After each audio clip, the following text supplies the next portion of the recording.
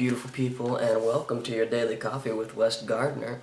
It is Tuesday, December 10th, and let's get rolling, shall we? Our first news story just demonstrates more of why Japan is fucking weird than anything. Sagami Original, a condom manufacturer in Japan, has just announced that it has broken its own record for the world's thinnest condom. The condom in question is 1/6 the width of a human hair. Because if you weren't already worried about the condom snapping in half, I'm sure that this won't cause you to worry anymore. Apparently, the thing is selling very well in Japan. It's practically flying off the shelves, considering that it is supposed to be the thinnest condom for that feel-good experience that, guys really love. And quick side note for the ladies. Condoms are lame. That's just a fact. And the only thing that putting on a condom really proves is that your guy is willing to have lame sex more than no sex. Of course, I don't actually condone unprotected sex, mainly because my mother watches these episodes, but unofficially,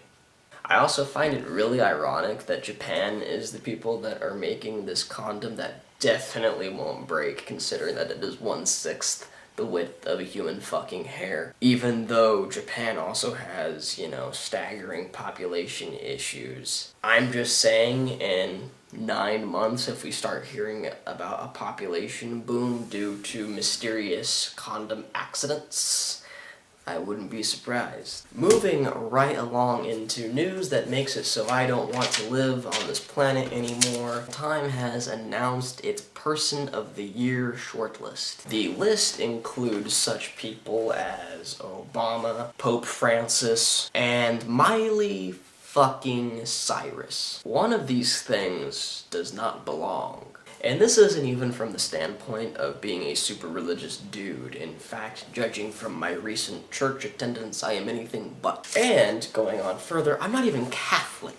But you're still comparing Pope Francis, who by all accounts is a pretty sweet dude, even if it wasn't for the fact that he, has big brownie points with Jesus. But Francis has also gotten rid of a lot of the overly wealthy symbols that the Catholic Church uses. He's gotten rid of a lot of the rich clothing that they wear, a lot of this gold ornate crap that he sits on, and instead he's replaced it with more original trappings. He wears normal clothing for the profession and sits in a wooden chair rather than this big, wrought, gold, gaudy piece of shit. And the dude goes out at night and tries to help the less fortunate. And then you have Miley Cyrus, whose most notable contribution to society has been that she has made twerking more stupid than it was originally,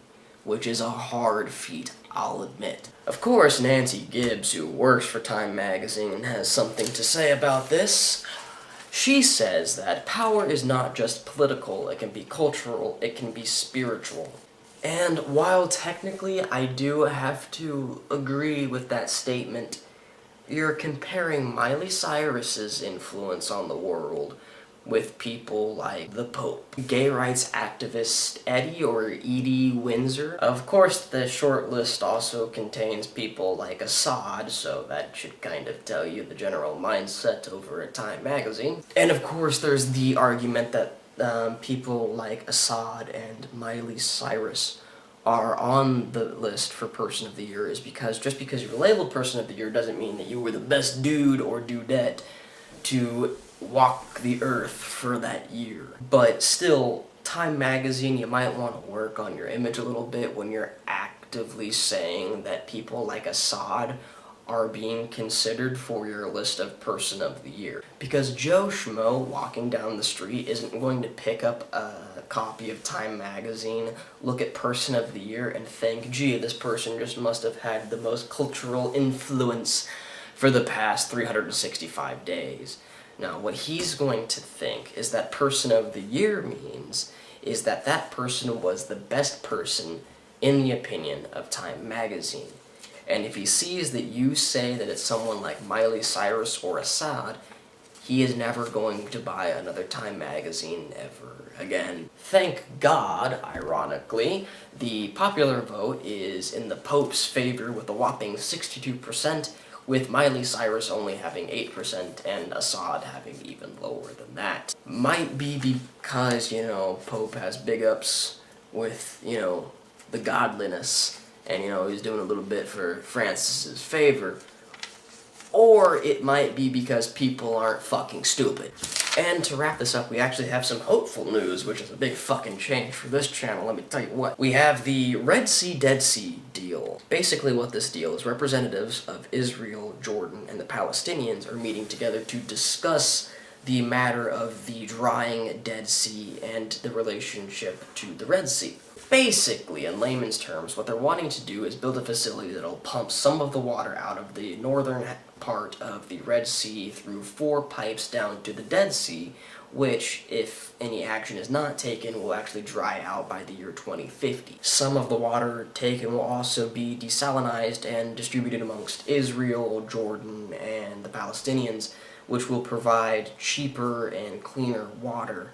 So even though this might seem like boring, ecological news, maybe this will be a sign of things to change, because if they can agree on something like this, maybe we can make inroads with peace talks and end a lot of the violence in this area that is so heavily influenced by their past. And really, that's just kind of how I want to end off today. It's going to be a shorter episode because a lot of people don't like it when I'm so long-winded, for good reasons.